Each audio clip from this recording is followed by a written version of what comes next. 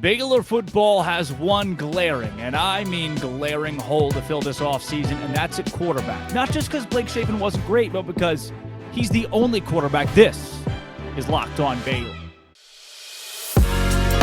You are Locked On Baylor, your daily podcast on the Baylor Bears, part of the Locked On Podcast Network, your team every day.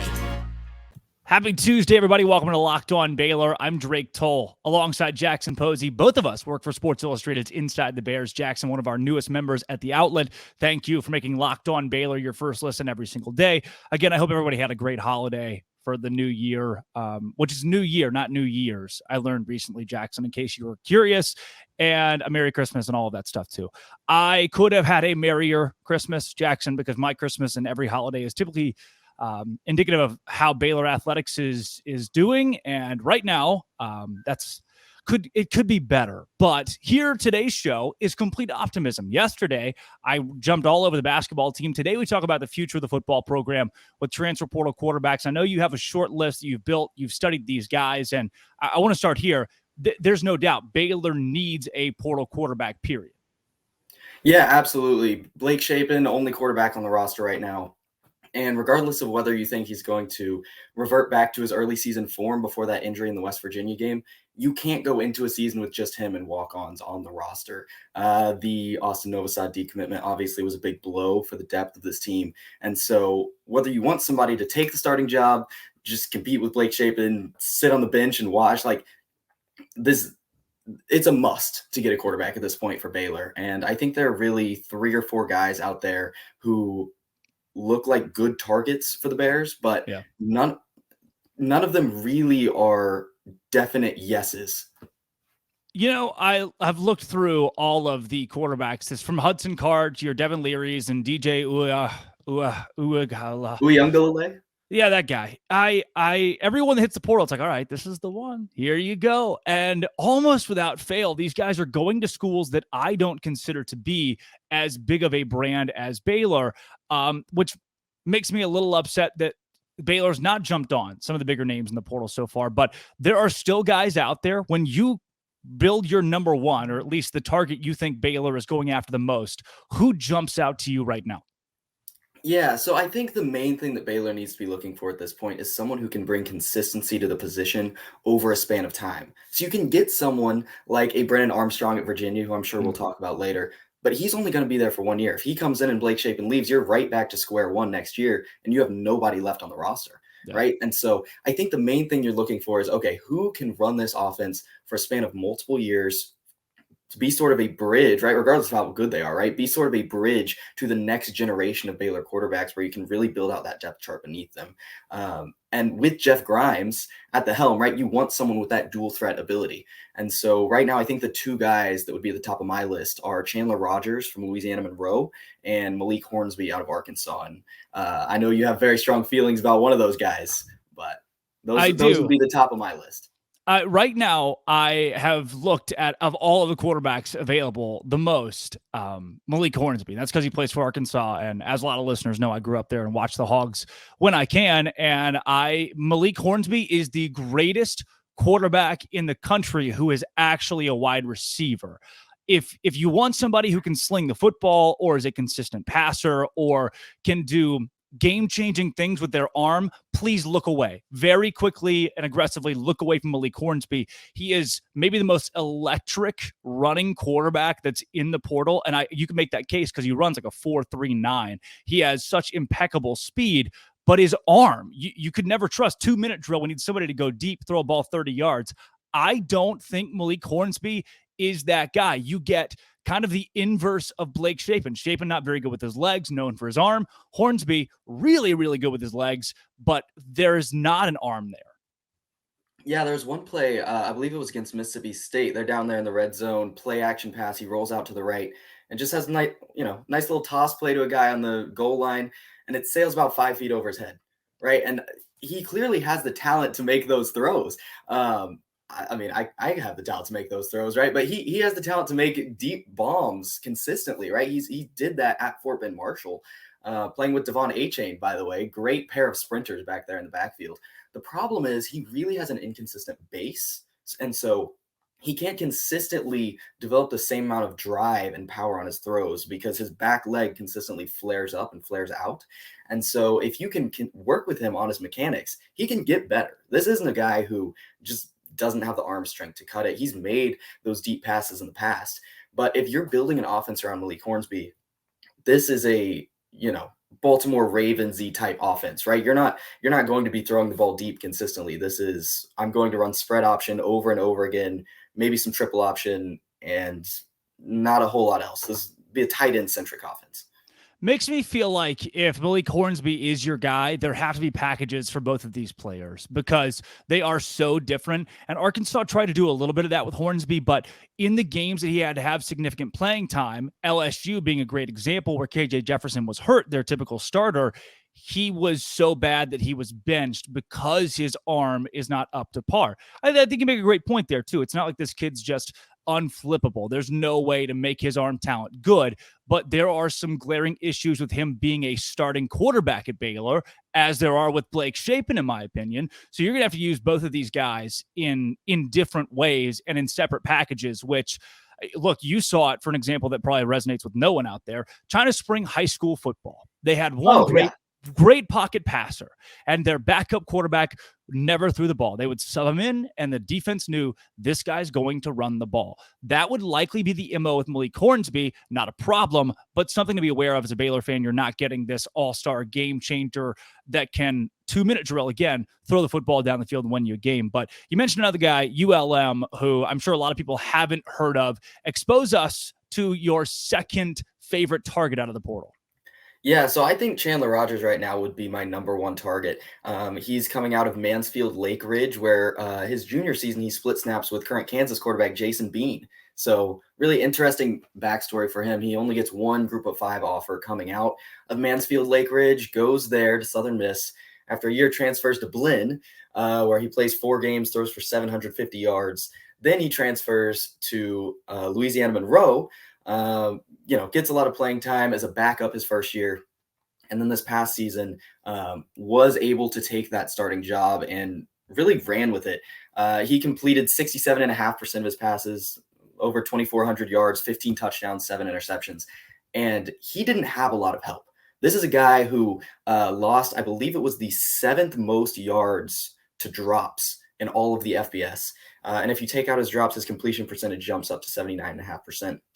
This is a guy who is deadly accurate. He can throw from the pocket, on the move, and he's confident. He played Texas and Alabama and Liberty this year, which, Liberty fell off at the end of the year when Louisiana-Monroe was playing them, right? But throughout the season, he played tough opponents, and even without a lot of help on the offensive side of the ball, he was able to make things happen. And he isn't just a passer. He also has that rushing attack with him as well. And so when you have that dual threat capability, that fits really well into a Jeff Grimes offense that wants to get guys out into space, wants to hit those crossers across the field, particularly from the tight end position. And quite frankly, I think he's just maybe the best player out of all of these quarterbacks that are available in the portal, maybe better than Spencer Sanders. Wow. I forget about Spencer Sanders. That guy exists. I really do. And is still in the transfer portal looking great at throwing to Baylor players, though. Really good. He's probably got like 9 completions to Baylor players over the course of his time in college. Jackson, those 2 guys on your short list, both of them bring, it feels like a little bit different taste, especially because Malik Hornsby is such a specific taste to an offense.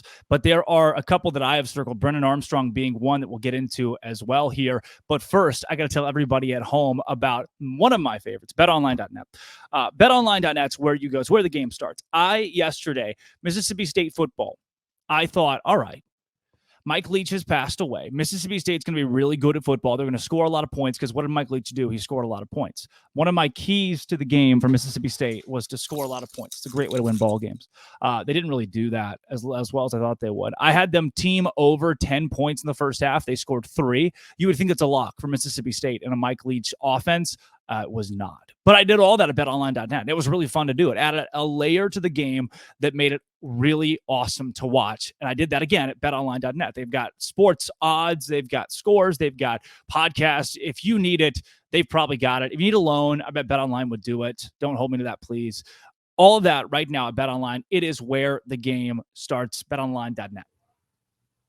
Jackson, Brennan Armstrong, go. Dual threat quarterback, doesn't come off visually necessarily as the most athletic looking guy. He's 6'2", 210, really built like a pocket passer. But he sort of has that Andrew Luck type energy where he doesn't run a lot, but when he runs, he gets the first down. Very efficient with his movement. And as Virginia's all-time leading passer, really led that offense to new heights in 2021.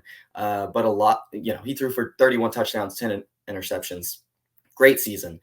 But with a lot of coaching turmoil, a lot of offensive linemen leaving, really struggled in 2022. Threw 12 interceptions, only 7 touchdowns. Completion percentage fell by more than 10%.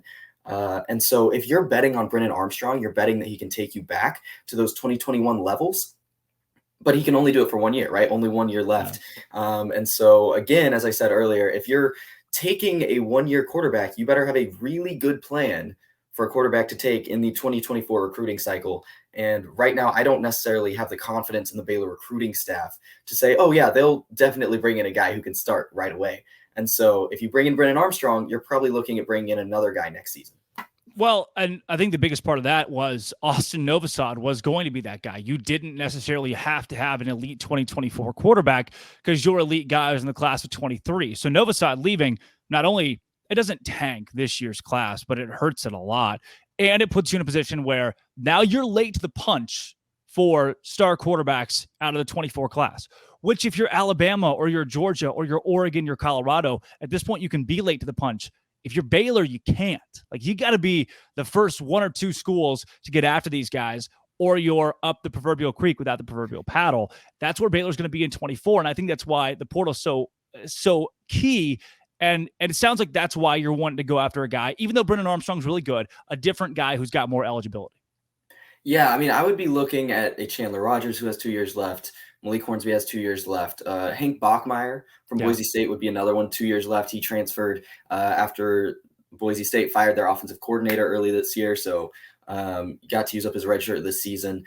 But really, I agree with you. You've got to add more consistency to that room. And Brennan Armstrong, as good as he is, I think he's going to wind up at a place like maybe in Oklahoma State where, okay, you're the guy, lead them back into where they are supposed to be, but they also have guys coming up through the program. Baylor just doesn't have that right now. Yeah. Jackson, you've given me 3 good quarterbacks. Is there a 4th or a 5th that you circled, or are you narrowing it down to 3 at this point? I think those really are the 3 main ones. There are a couple others that Baylor could target, but not really that. Here's the problem, right? Is Blake Shapen played really well in the first half of the season, and then coming off the injury against West Virginia, really struggled. And so if you're thinking that he's getting back into his early season form, the only one of those guys who I think is just straight up better than him is Chandler Rogers, right? Otherwise, I think he's probably better than Malik Hornsby. He's at least as good as Hank Bachmeier, right? And so if you're taking a quarterback other than those guys, you're taking someone who I think is maybe competing for the starting job, maybe just adding depth for later. A couple of those guys that I would look at are Brady Allen from Purdue, 4-star quarterback. He was Mr. Indiana, Texas football. Big time right there. But he was Mr. Indiana football back in 2021 and was expecting to be the future of the program, top 10 quarterback in the country there. But once Jeff Brom left for Louisville, he entered the portal. They weren't going to play him in the bowl game. And so he's moving on. 6'6", very talented quarterback. But does he want to wind up in a situation like Baylor where, okay, I don't really know like how well they develop quarterbacks. This is a guy who had NFL aspirations coming out of high school, and I would expect him to transfer to probably a bigger program, sit for a year and then take the reins. Jay Butterfield out of Oregon, similar situation, another 6'6" young guy. Those 2 guys have only combined for 7 pass attempts in 4 seasons of college football, but both blue chip guys, both really athletic. But at the same time, 3 seasons as a starter at Oregon, not really any Texas ties. I would not really anticipate him considering Baylor all that much. You can go after some more experience. I've been looking at Connor Bazelak, former Missouri and Indiana quarterback, Zach Calzada from Auburn. He started for a season at A&M. But the really you're kind of scraping the bottom of the barrel once you get past those top 3 or 4 targets. And so I mean, Baylor really needs to move quickly. Dave Aranda said in that press conference, oh yeah, like once it gets to January, like that'll be our main focus. You can't wait till January. Like these guys are selling like hotcakes and they're all going to be gone if you can't strike now. There's a name, Jackson. I've seen him play with my own 2 eyes. He does not have a picture in his recruiting profile on 24/7 because he is so unheard of in college football. Is he potentially committed to Louisiana Tech? Oh, possibly. I don't think so. Maybe. I don't think so. His name, he's a military man, is Hazik Daniels. If he's committed to Louisiana Tech, I'll be very upset because none of the things that I've seen say that, unless you have some insider baseball. I was thinking more along the lines of Evan Bullock from Anna, who also does not have a profile picture on 24/7. I mean, that kid's in high school, but yes, you could probably go after an Evan Bullock or a China Spring High School's Cash McCullum. I'm talking about Hazik Daniels from Air Force, who, yes, he may not have a profile picture on 24/7. I will reason with you there. He is 0 stars currently. He did torch a Power 5 defense in Baylor and led Air Force to 10 wins, probably wakes up at 5 a.m. and goes to bed at 8 p.m. That's the guy that I want. So my understanding of the Hazik Daniels situation is that the Air Force is allowing him to transfer to go pursue a master's degree somewhere else. And so he has 1 year of eligibility left. I don't know what the Air Force rules are in terms of what you can do for a master's degree, right? Maybe you send him down to Truett Seminary and he gets a master's of divinity. Probably he can't do that, but who's to say, right? And so, I mean, Baylor has an ROTC on campus. Like, I think if that's the route you want to go, you can, but you have to fully commit to Jeff Grimes is running triple option. Baylor's becoming Georgia Tech. Like, and I don't know if that's really the direction we want to take this. You can if you want to. Give me Hazik Daniels and Malik Hornsby and just completely transform the Jeff Grimes offense. I did see, look, I don't know if I can say this. I don't know if I'm supposed to say this. Walking out of the press conference at the Armed Forces Bowl. Who's the sponsor again? The Lockheed Martin Armed Forces Bowl. As I'm walking out of the press conference, so is Dave Aranda, and he goes to Hazik Daniels and he gives him a hug and says, "You played a great game." And I thought, what a strong bond these two are already building. Hazik, I'll see you soon. I don't think it's going to happen, Jackson, but I do want to analyze how this quarterback room will look next year with or without a transfer. Talk about Blake Shapen and his possibilities of starting. But first, Built Bar. You guys have not heard the words built and bar in the same sentence in a while, and I'm glad it's back. You got to try it. We just got through the holidays. I know your goal is to eat a little healthier, right? Everybody wants to eat a little healthier. I'm going to drop 75 pounds this year. You got to try 75 pounds, and I'm going to do it with Built Bar. It is healthy, like actually healthy, and tastes pretty good. What makes it so good? Well, for starters, they are 100% real chocolate, covered in chocolate. They have churro, peanut butter brownie, coconut, almond. That's together, coconut almond, not coconut and almond. Built does it. I don't know how they do it. 17 grams of protein, only 130 calories, only 4 grams of sugar at Built.com. You can get it at your local Walmart, your local Sam's Club. If you can afford a Sam's Club card, I myself cannot. But if you can, you're a high roller, you can certainly buy a Built Bar. Pick up a box of 4. A 4-box of Built Bar, cookies and cream, double coconut, puff. If you're close to Sam's Club, 13 bar box. Yeah, it's available right now. Brownie batter, churro. Thank me later. Built Bar. Go see them right now at Built.com. That's right, Built.com. Built Bar. Jackson, Blake Shapen, Dave Aranda, in the last press conference we heard from him, and this is probably the last we'll hear from him for a long time, said that, so we'll be analyzing these quotes forever, said that the offense on a whole was disappointing, that he was disappointed with how Baylor played in the Armed Forces Bowl, Shapen being a big part of that. I'm starting to gain more confidence in him being the starting quarterback for next year because he is the only quarterback and there aren't spectacular options left in the transfer portal. Do you think Baylor has kind of accepted the fact that Blake Shapen's going to have to be the guy? Yeah, I think once you move past, okay, you get Haynes King going to Georgia Tech, you get Eli Sowers going to New Mexico State, you get Hudson Card going to Purdue, like all of these big name Texas tie guys going out of state. I think at a certain point, you just have to say, hey, we got to rock with what we have. And that's clearly something the staff was fine with doing this season, right? Even as Shapen struggled in the second half of the year, Kyron Drones never gets a start.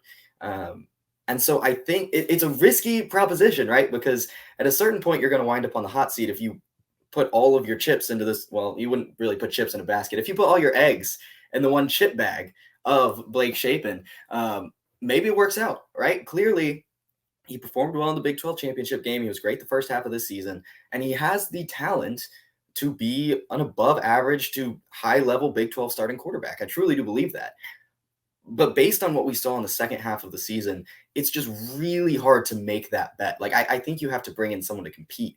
But I would not be shocked if we go into week 1 and Blake Shapen is under center yet again for the Baylor Bears. Yeah, I think it's going to be the case at this point. The idea for me 3 weeks ago, which I'm not paid to be a coach, there are, to me as well, certain things that are just kind of football knowledge. For example, Jim Harbaugh's clock management late in the game. I firmly believe that you or I, could have done a better job than that. He took a really, really big risk that was super unnecessary.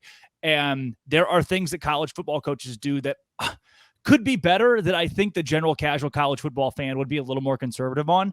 Not to say that I am this football guru or no more than the coaching staff, but getting behind the punch and saying you want to bring a quarterback in January just doesn't really cut it. Like, all of the top 15 best guys in the portal are gone, and none of them are at your school, and you only have one quarterback.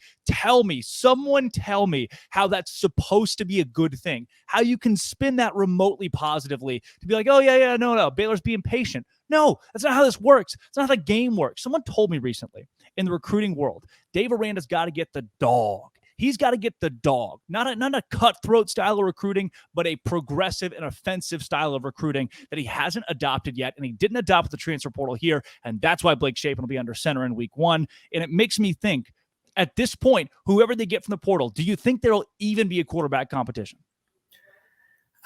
I think if you don't bring in one of those top guys, right, like a Rogers, a Hornsby, somebody like that, which honestly, even Hornsby, I think, would be an open competition in the spring.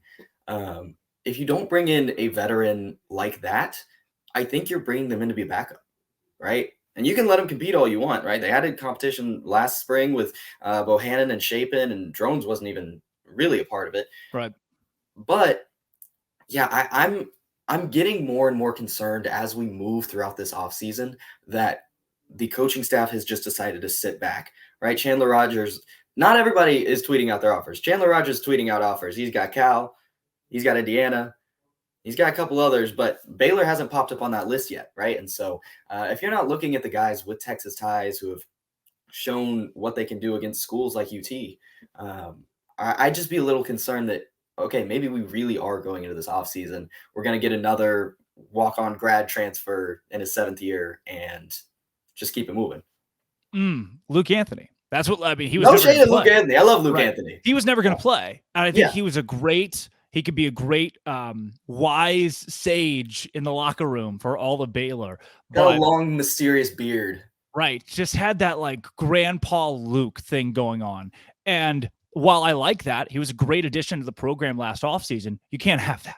You can't have that this year. You can't bring in 2 more Luke Anthonys. It's like, all right, we have Blake Shapen and the 2 old wise guys back here. You need to have 3 athletes that you expect to put on the field. So, Jackson, before we wrap things up, I told everyone I was going to be positive, and I ended the show by not being positive. Jackson, I like to consider myself a realist. What would you grade Baylor's handling of the quarterback situation this offseason so far? I mean, if you go back a little further, because I really do think it extends beyond just this offseason. It's really the whole last year. Yeah. You lose Jacob Zeno, you lose CJ Rogers, you lose Kyron Drones, you lose Gary Bohannon, you lose Austin Novosad, you lose Luke Anthony, and nobody else is really coming in to replace him. And so, I mean, if it's not an F, it's pretty close to an F.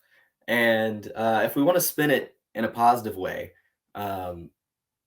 Baylor is still undefeated in 2023. So we're tied with Alabama at the top of the rankings for next season. So True. As far as I know, Baylor could be favored. You'd have to ask BetOnline, but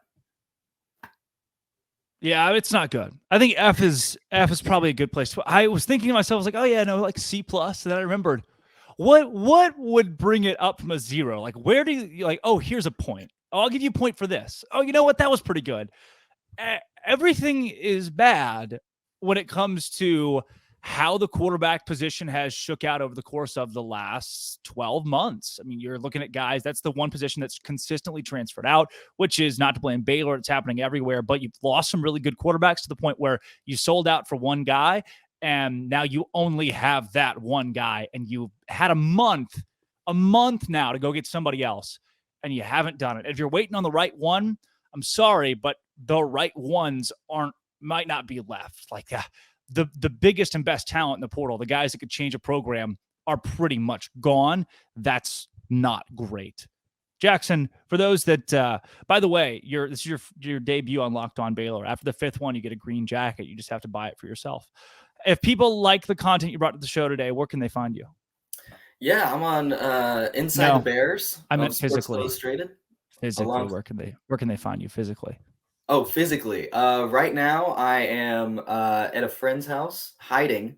Is that a fan to your right? That is a fan. It's meant to represent you with Baylor basketball, but I guess not so much at the moment. But yeah, if you want to physically find me, I'm on Life 360. If you want to find me on the internet, I am on Twitter at @ByJacksonPosey. I'm on Sports Illustrated, Inside the Bears. You said like a question. Are you sure you're with Inside the Bears? For a little while it was a question, but we're here now. We figured it out. True. Life is good. Jackson, thanks for coming on the show today. For everybody else out there, come back tomorrow. We'll break down the Baylor and TCU basketball game set in Waco tomorrow night. It's going to be a fun one. I hope it's a fun one at least. If Baylor loses, that's it. I keep saying that's it. I'm done. But this one might be the one where I'm going to shut down. I'm going to go into hibernation for a little bit. This has been, always will be, thanks for making it your first listen every single day. Locked On Baylor.